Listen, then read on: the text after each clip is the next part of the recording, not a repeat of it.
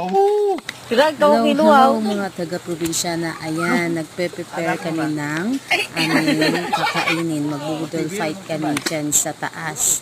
Gawa lang yan ng aming mga kuya.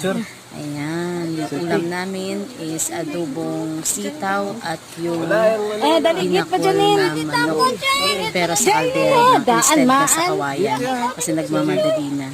Ayan, yung pamangkin ko natatakot sa tinatawag yan, banglid sa karaya.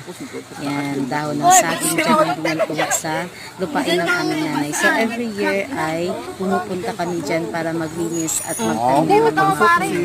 So, medyo malayo siya sa aming bahay, pero super worth it naman pag nakapunta kami dyan. Ayan yung pictures namin habang kumakain. Thank you guys for watching.